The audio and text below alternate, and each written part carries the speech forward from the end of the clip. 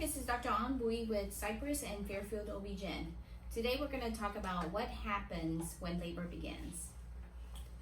Okay, what happens when labor begins?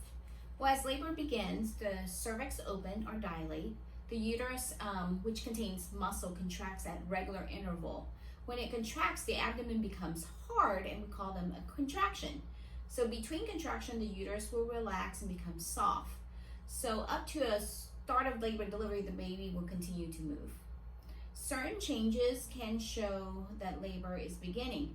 You may or may not notice some of these symptoms, but some signs would be that feeling the baby dropping. You feel like the baby is lower into your pelvis.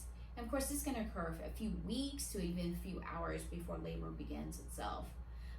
The second sign would be increase in vaginal discharge, like some people can have pink, clear, or bloody fluid mucousy. We call that like a bloody show, where it's a thick mucus plug that accumulates at the cervix during the pregnancy, and as the cervix begins to dilate, this plug is kind of pushed out into the vagina.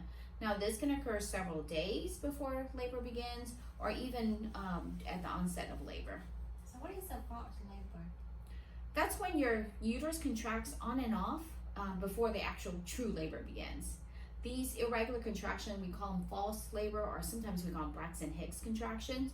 They're very normal, but can be very painful at times. You might notice them more at the end of the day.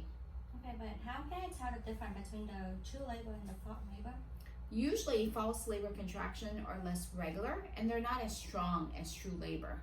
Sometimes the only way to tell the difference is really by having a vaginal exam to look for signs or changes of your cervix that shows the onset of labor.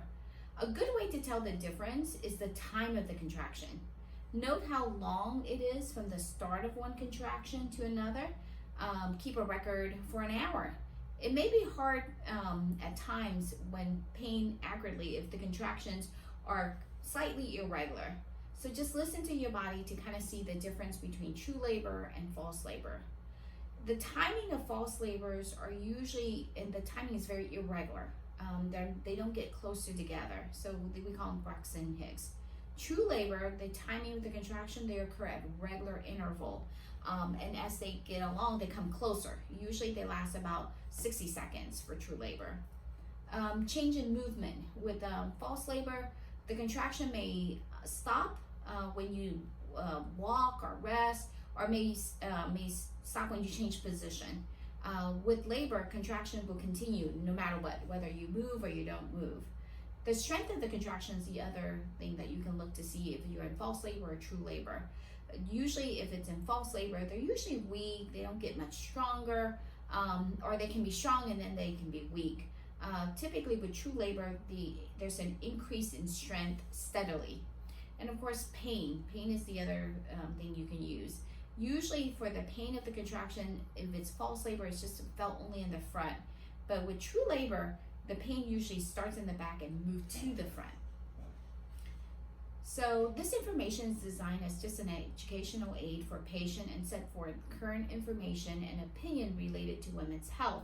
It is not intended as a statement of standard of care, nor does it comprise all proper treatment or a method of care. It is not a substitute for treating clinician independent professional judgment.